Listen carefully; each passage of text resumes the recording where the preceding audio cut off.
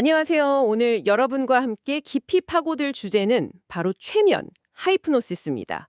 이게 영화나 소설 이런 데서는 되게 신비롭게 아니면 좀 무섭게 그렇게 그려지기도 해서 오해가 참 많은 분야인데요. 네, 맞아요. 좀 그런 경향이 있죠. 저희 손에는 정신건강의학과 전문의이자 또 정형학 박사이신 이후경 박사님의 글 최면의 본질과 활용 발췌본이 있습니다. 이걸 바탕으로 오늘 최면의 세계를 한번 제대로 탐험해 보려고 합니다. 네, 좋은 자료가 될 것 같습니다. 이번 세간을 통해서 최면이 과학적으로 뭔지 또 어떤 오해들이 있는지 명확히 좀 짚어보고요. 그리고 최면의 흥미로운 역사라던가 이론적 배경, 실제는 어떻게 진행되는지 또 생각보다 훨씬 다양한 활용 분야까지 이 글에 담긴 핵심 정보들을 좀 알기 쉽게 풀어드리겠습니다. 네, 기대되네요. 사실 시작부터가 좀 시선을 확 끄는데요. 이 글에서는 성경 창세기에 보면 아담을 깊이 잠들게 하고 갈비뼈를 취한 여호와 하느님을 최초의 최면 전문가다. 이렇게 묘사하기도 하더라고요. 아, 그런 뇌석도 있군요. 흥미로운데요. 그렇죠. 자, 그럼 이 매력적인 주제 한번 같이 집중해서 들여다볼까요? 우선 그 최면하면 떠오르는 불안감. 이거부터 좀 짚고 넘어가야 할 것 같아요. 혹시 날 조종하면 어떡하지? 내 비밀 다 드러나는 거 아니야? 이런 걱정들이요. 네, 많은 분들이 그렇게 생각하시죠. 근데 이 글은 아주 단호하게 얘기합니다. 최면은 마술쇼가 아니다. 그리고 의식을 완전히 잃거나 조종당하는 상태가 절대 아니다. 라고요. 잠든 거랑 비슷해 보이지만 사실 잠든 것도 아니라고 하고요. 맞습니다. 오히려 정신은 더 또렷하게 깨어있는 상태에 가깝다고 보는 게 맞아요. 아, 그래요? 네. 흔히들 오해하시는 것과는 달리 최면은 굉장히 자연스러운 정신 상태 중 하나입니다. 이 글에서는 최면 상태를 좀 이해하기 쉽게 5가지 핵심 특징으로 설명을 하고 있어요. 5가지나요? 어떤 것들인가요? 첫째는 고도로 주의가 집중된 상태예요. 비율이 들자면 우리 의식의 수도꼭지가 한 10개쯤 있다면 9개를 잠그고 딱 하나에만 물이 콸콸 쏟아지듯이 정신이 한 곳으로 깊게 모이는 상태죠. 아, 마치 돋보기로 빛 모으는 것처럼요? 네, 정확합니다. 그런 비유가 딱 맞아요.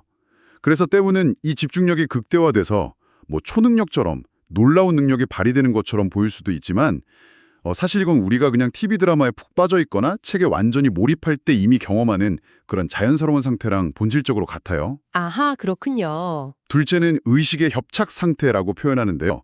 평소에는 좀 넓게 퍼져 있던 의식이 좁은 통로처럼 변하면서 그 너머에 있는 거대한 무의식의 세계랑 연결되는 상태다 이렇게 볼 수 있습니다. 무의식이랑 연결된다고요? 네. 그래서는 의식을 빙산의 수면 윗부분에 무의식은 그 아래 숨겨진 어마어마하고 무한한 잠재력을 가진 보물창고에 비유를 해요. 앤서니 라빈스의 내 안에 잠든 거인을 깨워라 이런 책 제목이나 예수님이 말씀하신 겨자씨 한 알만한 믿음의 비유처럼 이 무의식의 엄청난 힘을 활용하는 열쇠가 바로 최면일 수 있다. 이런 얘기죠. 와, 잠재력, 무의식, 흥미로운데요? 셋째는 변화된 의식 상태입니다. 영어로는 트랜스라고도 하고 명상이나 무아지경 상태랑 좀 비슷하게 묘사되기도 해요. 근데 여기서 중요한 건 이게 무슨 비정상적인 의식이 막 혼란스럽게 팽창하는 그런 정신병 상태와는 완전히 다르다는 거예요. 아, 다른 거군요. 네, 완전히요. 오히려 정상적인 의식이 더 명료하게 깨어나서 확장된 아주 고요하고 평화로운 상태에 더 가깝습니다. 이게 1970년대 연구를 통해서 정신병 상태와는 다르다는 게 명확히 구분됐다고 하네요. 그렇군요. 그럼 네 번째는요? 넷째는 피암시성이 높아진 상태입니다. 몸과 마음이 깊이 이완되면서 외부의 암시나 제한을 별다른 비판 없이 수용하기 쉬운 상태가 되는 거죠. 피암시성이요? 네. 근데 여기서 아주 흥미로운 사실은요. 보통 지능이 높거나 상상력, 집중력, 몰입하는 능력이 뛰어난 사람일수록 최면에 더 잘 반응한다는 점이에요. 네, 오히려요? 저는 반대일 줄 알았는데. 그렇죠. 보통 최면에 잘 걸리면 어리석거나 의지가 약해서 그렇다고 생각하기 쉬운데 전혀 아니라는 거죠. 그리고 설령 피암시성이 좀 낮은 사람이라도 반복적으로 연습하면 대부분은 최면 상태를 경험할 수 있다고 합니다. 통계적으로 보면 첫 시도에는 한 30% 정도, 3번 정도 시도하면 50, 60%가 최면 상태에 도달할 수 있다. 이렇게 나와요. 오, 연습하면 되는군요. 그럼 마지막 5번째는 뭔가요? 마지막 5째 특징은 유도된 심상 상태라는 겁니다. 최면은 그냥 멍하게 있는 상태가 아니라 최면가나 혹은 자기 자신에 의해서 특정한 심상, 그러니까 마음속 이미지를 아주 생생하게 떠올리고 경험하도록 유도된 상태라는 거죠. 아, 이미지. 네. 정리를 좀 해보면 최면이란 결국 고도로 집중한 상태에서 무의식이랑 소통하고 평소와는 좀 다른 확장된 의식 속에서 암시에 잘 반응하고 또 유도된 심상을 경험하는 그런 상태군요. 네, 맞습니다.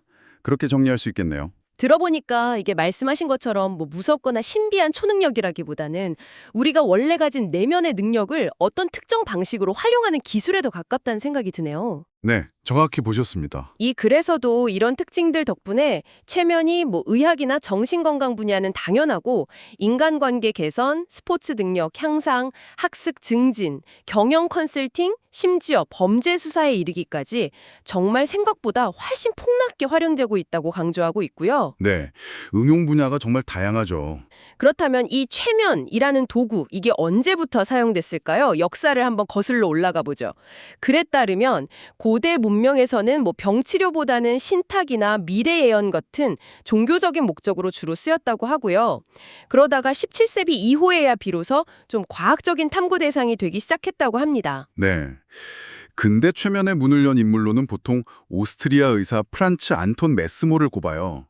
이 사람이 눈에 보이지 않는 우주 에너지, 동물 자기, 애니멀 매그네티즘이라고 불렀는데 이게 흐르면서 생명현상이나 질병 치료에 영향을 준다고 믿었죠. 실제로 이 원리로 당시 난치병 환자들을 치료하면서 꽤 명성을 얻기도 했고요. 동물작이요. 좀 독특한 이론인데요. 그렇죠. 근데 이 이론이랑 시술 방식이 워낙 좀 파격적이었던 탓인지 동료 의사들의 시기 질투 그리고 종교계의 아주 거센 반발에 부딪혔습니다. 결국 프랑스 루이 16세 때 왕립학술원에서 비과학적이다 이런 판정을 받고 심지어 사탄의 힘이다 이렇게 매도되면서 메스모리즘이랑 최면은 한동안 좀 암흑기를 겪게 됩니다. 그렇게 사라지는 줄 알았는데. 네, 그런데 여기서 이야기가 끝나지 않았습니다. 19세기에 들어서서 영국 의사 제임스 브레이드 그리고 프랑스 의사 베르넴 혹은 버나임이라고도 하는데요. 이 사람들에 의해서 최면이 다시 빛을 보게 됩니다. 아, 부활했군요. 네. 브레이드는 메스머의 시술을 좀 과학적으로 연구하면서 신경성 수면이라는 의미로 최면, 히프노시스 이 용어를 처음 만들어서 사용했고요. 베르넴은 당시에는 잘 알려졌던 시골 의사 리에보라는 사람의 놀라운 최면 치료 성공 사례들을 학계에 소개하면서 최면의 의학적 가치를 널리 알렸죠. 그렇군요. 그 이후에는 파리의 저명한 신경과 의사 샤르코가 히스테리 연구에 최면을 아주 적극적으로 활용했고 우리가 잘 아는 정신분석의 창시자 프로이트 역시 젊은 시절에는 브로이어와 함께 최면을 통해서 히스테리 연구라는 아주 중요한 책을 쓰기도 했습니다. 아, 프로이트도 처음엔 최면을 썼군요. 네, 그랬습니다. 그런데 여기서 정말 주목할 만한 지점은요. 정신분석의 거장이 된 프로이트가 나중에는 최면을 효과 없다 이러면서 상당히 강하게 비판하고 배척했다는 사실이에요. 네, 왜 그랬을까요? 갑자기요? 글쎄요. 이 글에서는 몇 가지 가능성을 제시하는데요. 첫째는 프로이트 자신이 스승 샤르코한테 배웠음에도 불구하고 최면 기술이 쏙 능숙하지 못했고 또 모든 환자한테 효과가 있는 건 아니다 라고 생각했고 특히 깊은 최면 상태에 대한 이해가 좀 부족했을 수 있다는 점이에요. 성격 자체가 최면이랑 잘 안 맞았을 수도 있고요. 그럴 수 있겠네요. 둘째는 그가 새롭게 만든 정신분석학의 독창성이랑 우월성을 강조하고 이걸 확립하기 위해서 당시에는 좀 경쟁 관계에 있던 최면 치료를 의도적으로 평가절하했을 가능성도 제기됩니다. 아, 자기 학문을 위해서. 네, 사실 프로이트가 개발한 정신분석의 핵심 기법이 자유현상이잖아요. 환자가 편안히 누워서 떠오르는 생각을 그대로 말하게 하는 방식인데 이게 어떻게 보면 일종의 가벼운 최면 상태랑 굉장히 유사하다는 점을 생각하면 좀 흥미롭죠. 듣고 보니 그러네요. 그리고 셋째로는 개인적인 경험에 의한 충격, 이런 얘기도 언급돼요. 한 여성을 최면으로 치료하다가 그 여성이 자신이 불륜 관계를 맺고 있던 여성의 딸이라는 사실을 알게 되면서 큰 충격을 받았고 이게 최면에 대한 좀 부정적인 태도로 이어졌을 수 있다. 이런 추측입니다. 와, 프로이트의 이런 변화는 정말 뜻밖인데요? 자, 이제 그럼 현대로 넘어와서 현대 최면 발전에 아주 결정적인 기여를 한 인물을 만나봐야 할 것 같습니다. 바로 밀턴 에릭슨인데요. 아, 네. 에릭슨 박사님. 이분은 정말 영화 같은 삶을 사셨더라고요. 선천적으로 생맹애, 음치, 난독증까지 있었고 17살에는 소아마비로 전신마비 진단을 받았는데 스스로에게 계속 긍정적인 암시를 하고 상상을 통해서 움직임을 연습하는 자기 최면으로 이걸 극복해냈다고 합니다. 네, 정말 대단한 분이죠. 이후 평생을 최면과 심리치료 연구에 헌신하면서 미국 임상최면학회를 창설했고 현재 전 세계 80여 개국에 그 이름을 딴 연구소가 있을 정도로 현대 최면 분야에 정말 막대한 영향을 미쳤습니다. 네. 에릭슨의 가장 큰 업적 중 하나는 기존의 좀 딱딱하고 지시적인 최면 방식에서 벗어나서 훨씬 자연스럽고 간접적인 대화 최면, 컨버세이셔널 하이프노시스 기법을 개발했다는 점이에요. 대화 최면이요? 네. 그는 최면이 무슨 특별한 의식이 아니라 그냥 일상적인 소통 과정에서도 아주 자연스럽게 일어날 수 있다고 봤어요. 예를 들어서 직접적으로 당신은 편안해집니다 이렇게 말하는 대신에 은유나 재미있는 이야기를 사용하거나 아니면 내담자가 보이는 아주 작은 변화, 예를 들면 숨소리나 표정 같은 걸 딱 포착해서 그걸 긍정적인 방향으로 연결하는 식으로 상대방의 무의식이 스스로 변화를 만들어가도록 유도하는 방식을 선호했죠. 와, 훨씬 부드러운 방식이네요. 그렇죠. 그리고 최면 상태 자체에 들어가는 것보다 그 상태를 통해서 뭘 성취하고 싶은지 그 명확한 목표의식을 갖는 게 훨씬 중요하다고 강조했습니다. 그의 기법에는 일부러 좀 혼란스러운 상황을 만들거나 혼돈 기법, 내담자의 저항 자체를 치료적으로 활용하는 등 무의식에 직접 작용하는 아주 독창적이고 때로는 좀 역설적인 방법들이 많이 포함되어 있습니다. 저항을 활용한다고요? 신기하네요. 네. 이런 에릭슨의 혁신적인 접근 이후에 특히 2차 세계대전 때 전쟁 때로 생긴 심리적 충격, 즉 전쟁 신경증 환자 치료에 최면이 아주 뛰어난 효과를 보이면서 다시금 주목받기 시작했고요. 마침내 1958년에 미국 의학협회 AMA, 1970년에는 세계보건기구 WHO 같은 권위 있는 기관에서 최면을 정식적인 의학적, 과학적 치료 방법으로 인정하게 되었습니다. 드디어 인정을 받았군요. 네. 현재 미국에서는 일부 주에서 의사나 심리치료사, 학교교사, 심지어 FBI 요원 같은 특정 직업군에게는 최면 교육을 의무적으로 이수하도록 하고 있을 정도라고 하네요. FBI 요원까지요? 아, 그렇군요. 최면이 단순한 민간요법이 아니라 엄연히 과학적 근거를 가지고 발전해온 분야라는 걸 알 수 있네요. 네, 분명히 그렇죠. 자, 그럼 이제 좀 더 깊이 들어가서 최면이 정확히 어떻게 작동하는지에 대한 이론들을 살펴볼까요? 사실 이 글에서도 최면 상태일 때 뇌에서 어떤 특정한 변화가 일어나는지를 명확하게 보여주는 신경생리학적 증거, 이걸 찾기가 어렵고 또 최면 경험 자체가 워낙 주관적이라서 연구에 어려움이 많다, 이렇게 솔직하게 인정하고 있네요. 네, 그게 현실적인 어려움입니다. 그래서 최면을 설명하는 이론은 크게 두 가지 흐름으로 나뉘어요. 하나는 최면을 특별한 상태로 보는 상태 이론, 스테이트 티어리고, 다른 하나는 이게 특별한 상태가 아니다라고 보는 비상태 이론, 넌 스테이트 티어리입니다. 상태 이론과 비상태 이론. 네. 전자는 주로 개인 내부의 심리 생리적 변화에 초점을 맞추고 후자는 사회 심리학적인 요인, 그러니까 사람 간의 상호작용에 초점을 맞춘다고 볼 수 있어요. 그럼 상태 이론은 구체적으로 어떤 입장인가요?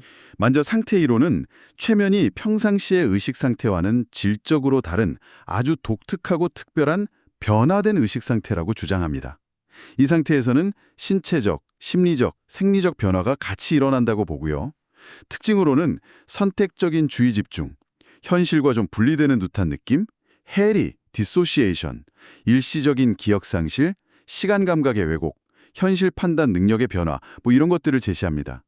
이 관점에서는 개인이 최면에 얼마나 잘 반응하는 능력, 즉 최면 감수성, 하이프노틱 서셉테빌리티가 아주 중요한 요소로 여겨지죠. 최면 감수성이요? 예, 특히 감수성이 높은 사람들한테는 숨은 관찰자, 히든 오브저버 현상이 나타나기도 하는데요. 예를 들어 최면 상태에서 통증을 못 느끼도록 암시를 받은 사람이 실제로는 통증을 느끼지만 그 고통을 마치 제3자가 관찰하듯이 분리되어서 인식하는 현상을 말해요. 아, 분리해서 느낀다. 신기하네요. 네, 일종의 의식 분리, 해리 경험인 셈이죠.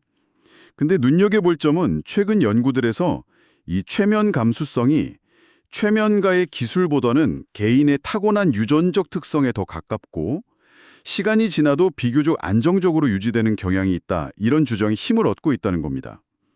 통계적으로 보면 일반 인구의 약 25% 정도가 높은 최면 감수성을 타고난다고 보고되고요. 25%나요. 꽤 높은데요. 그럼 비상태 이론은 어떤가요? 반면에 비상태 이론은 사회 심리학적인 시각에서 최면 현상을 설명합니다. 이 이론가들은 최면 상태에서 보이는 행동들이 무슨 신비한 변화된 의식 상태 때문에 나타나는 게 아니라 최면 상황이라는 사회적 맥락 속에서 개인이 특정 역할을 수행하는 거다. 이렇게 주장해요. 역할 수행이요? 네. 즉, 최면과의 기대나 암시에 부응하려는 동기, 혹은 자신이 최면에 잘 걸릴 거라는 믿음 같은 게 작용해서 나타나는 행동이고, 이건 다른 사회적 상황에서 우리가 보이는 행동들이랑 근본적으로 다르지 않다. 이런 입장입니다. 그렇군요. 상태 이론과 비상태 이론 상당히 다른 관점이네요. 그럼 비상태 이론을 지지하는 사람들은 상태 이론에 대해 어떤 반박 근거를 제시하나요? 네. 비상태 이론가들은 몇 가지 중요한 반론을 제기합니다. 예를 들어서 모든 최면 경험에서 일관되고 뚜렷한 생리적 변화, 뇌파나 심박수 같은 게 관찰되는 건 아니라는 점. 아, 항상 나타나는 건 아니다. 네. 그리고 또 최면 유도 절차 없이 그냥 단순히 강한 암시나 상상만으로도 최면 상태랑 비슷한 효과, 예를 들면 통증 감소나 행동 변화 같은 걸 얻을 수 있다는 점을 지적합니다. 굳이 최면이 아니어도 된다는 거군요. 그렇죠. 또 실험 상황에서 피험자들이 실제로는 최면에 안 걸렸는데 최면에 걸린 척 연기하는 경우도 있다는 점, 그리고 최면의 효과가 단순히 이완 훈련이나 집중적인 심상 훈련의 효과랑 명확히 구분하기 어렵다는 점 등을 근거로 들어요. 결국 최면은 특별하고 이질적인 의식 상태라기보다는 정상적인 심리 과정과 동기부여의 연장선상에서 충분히 설명될 수 있다. 이게 비상태 이론의 핵심 주장입니다. 상태냐, 역할이냐. 아직 명확한 결론은 안 난 논쟁이군요. 자, 이런 이론적인 논의는 잠시 접어두고 그럼 실제 병원이나 상담 장면에서 최면은 구체적으로 어떻게 진행되는지 궁금합니다. 이 글에서는 크게 4단계로 나누어 설명하고 있네요. 준비, 유도, 심화, 각성. 네, 그렇습니다. 먼저 준비 단계에서는 최면에 대한 막연한 두려움이나 잘못된 정보를 좀 바로잡고 내담자가 편안함을 느끼면서 시술자란 신뢰관계, 즉 라포를 형성하는 게 가장 중요합니다. 이때 손 맞붙이기나 팔 들어 올리기 같은 간단한 암시 반응 테스트를 통해서 내담자의 피암시성 정도를 미리 좀 가늠해 보기도 하고요. 아, 테스트도 하는군요. 네, 다음 유도 단계에서는 본격적으로 심신의 긴장을 풀도록 안내하면서 최면 상태로 이끌어 갑니다. 눈을 감고 호흡에 집중하게 하거나 점진적으로 근육을 이완시키는 등 다양한 기법들이 사용되죠. 심화 단계는 이미 유도된 최면 상태를 더 깊게 만드는 과정이에요. 예를 들어서 마음속으로 계단을 내려가거나 숫자를 거꾸로 세는 상상을 유도하면서 더 깊은 이완과 집중 상태로 들어갑니다. 더 깊게요? 네, 마지막 각성 단계에서는 최면 상태에서 부드럽고 안전하게 빠져나오도록 돕고 깨어난 후에는 최면 중에 어떤 경험을 했는지 같이 이야기 나누면서 정리하는 시간을 갖습니다. 그렇군요. 여기서 수동적 주의 집중, 패시브 애텐션이라는 개념이 중요하다고 강조되는데요. 이게 어떤 의미인가요? 수동적 주의 집중. 말 그대로요. 무언가를 이루려고 막 애쓰는 능동적인 집중이 아니라 암시된 내용이 저절로 일어나도록 그냥 편안하게 내맡기고 기다리는 마음 상태를 의미합니다. 애쓰지 않는 거요? 네, 예를 들어 당신의 팔이 점점 무거워집니다. 이런 암시를 들었을 때 정말 무겁게 만들어야지 하고 힘을 주거나 왜 안 무거워지지? 하고 분석하는 대신에 그냥 그 말을 영화 자막 보듯이 혹은 배경음악 듣듯이 흘려보내면서 무거워지면 무거워지는 거지 하고 편안하게 받아들이는 태도예요. 특히 혼자서 하는 자기 추면에서는 이 수동적 주의 집중이 성공의 열쇠라고 합니다. 오히려 반드시 해내고 말겠다는 강한 의지가 때로는 방해가 될 수도 있다는 거죠. 아, 그렇군요. 의지를 내려놓고 그냥 흘러가듯 받아들이는 것. 이거 일상에서도 필요한 태도 같네요. 그렇죠. 이 글에는 흥미로운 실제 사례 분석도 담겨 있습니다. 히틀러 최면이라는 분석이 좀 눈에 띄는데요. 네. 히틀러가 대중연설을 통해서 군중을 사로잡았던 방식에 대한 분석이죠. 여기서 좀 눈여겨볼 부분은 그래서는 히틀러가 주로 야간 시간대에 연설을 했고 이게 주의 집중이 더 용이해야 하니까요. 연단에 등장할 때 강력한 서치라이트 조명을 청중에게 확 비춰서 시신경의 피로를 유발했고 이러면 암시 수용성이 증가하거든요. 또 스와스티카 깃발이나 선동적인 포스터 같은 상징물을 계속 반복적으로 노출시키고 절도 있는 몸짓, 경례 같은 걸 따라하도록 강요하면서 민족적 자긍심이나 적개심 같은 아주 강렬한 감정에 호소하는 전략을 사용했다고 분석합니다. 와, 치밀했네요. 네, 이런 요소들이 다 결합돼서 청중을 집단적인 최면 상태, 즉 비판적 사고가 마비되고 강한 암시에 쉽게 동화되는 상태로 몰아갔다는 해석입니다. 물론 이게 의도된 최면 기법이었는지에 대해서는 논란이 있을 수 있지만 그가 사용한 방식들이 최면 유도 원리랑 상당히 유사하다는 점은 주목할 만하죠. 그렇군요.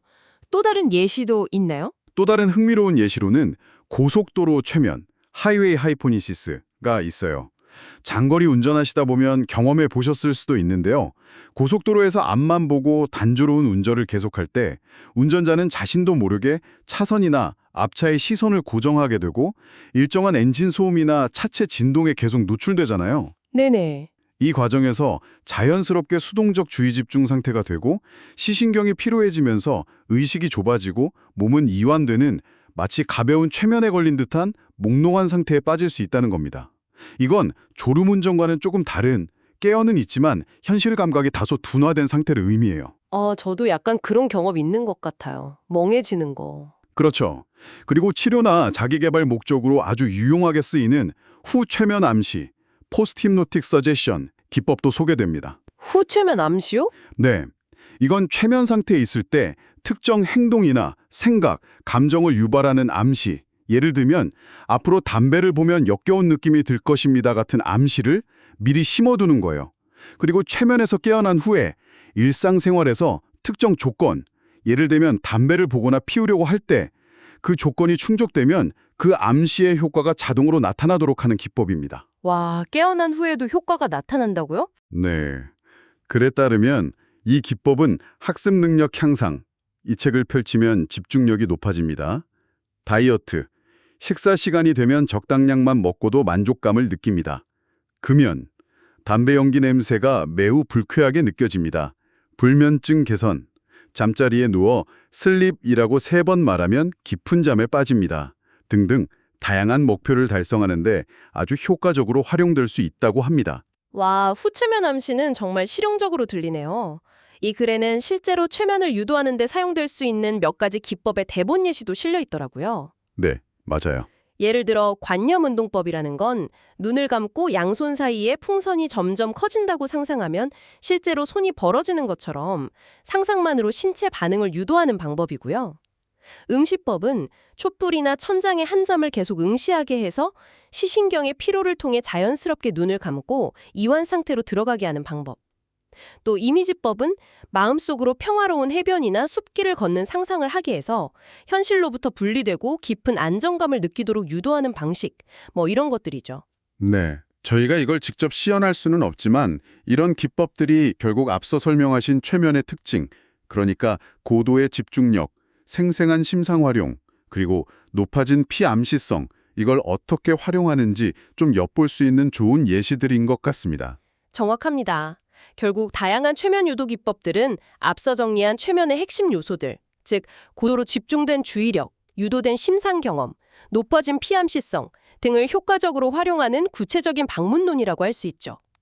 상생을 통해서 실제 신체 감각이나 움직임을 변화시키고 관념운동, 특정 감각, 예를 들면 시각에 대한 집중과 피로를 통해서 이완과 내면 집중을 유도하며 또 생생한 마음속 그림, 이미지를 통해서 긍정적인 정서 상태나 다른 현실감을 경험하게 만드는 이미지법 방식으로 작동하는 겁니다. 네, 이해가 쏙쏙 되네요.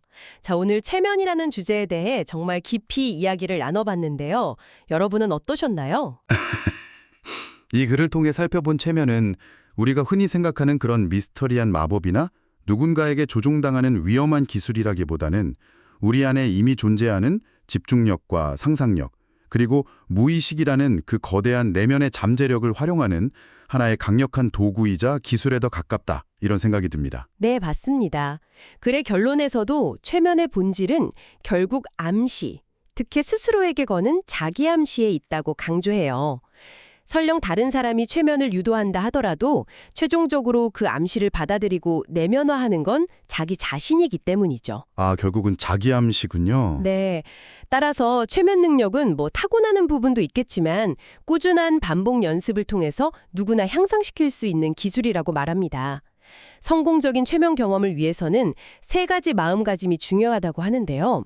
첫째, 편안한 마음으로 수동적 주의 집중을 할 것.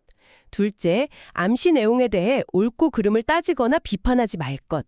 셋째, 암시 내용을 그냥 편안하게 받아들일 것. 받아들이는 태도. 그렇죠. 마치 잠재의식이라는 아주 비옥한 밭에 좋은 생각의 씨앗을 심는 것처럼요. 이렇게 심어진 긍정적인 암시는 언젠가 30배, 60배, 100배의 놀라운 결실, 즉 우리가 기적이라고 부를 만한 그런 긍정적인 변화를 가져올 수 있다. 이렇게 이야기합니다. 와, 밭에 씨앗을 심는 비유 좋네요. 마지막으로 이 글에서 제시하는 하나의 비유가 저는 무척 인상 깊었습니다. 성경에 나오는 베드로가 예수님에 대한 100%의 신뢰와 자신을 내어 맡김으로써 물 위를 걸었던 이야기 있잖아요. 아, 네. 이걸 불가능에 봉이는 것도 가능하게 만드는 절대적인 믿음과 수용의 힘에 대한 비유로 제시하더라고요. 어쩌면 최면이라는 과정 역시 우리 안의 가능성에 대한 깊은 믿음과 열린 마음으로의 받아들임, 이게 핵심일지도 모르겠다는 생각이 드네요. 네, 아주 중요한 포인트라고 생각합니다. 오늘 저희가 함께 탐험한 이 최면의 세계 속에서 여러분 자신의 집중력이나 상상력 혹은 내면의 잠재력을 활용하는 어떤 새로운 가능성을 발견하셨나요? 최면이라는 창을 통해서 우리 마음이 작동하는 방식에 대해 한 번쯤 스스로에게 질문을 던져보는 것도 의미 있는 시간이 될 것 같습니다.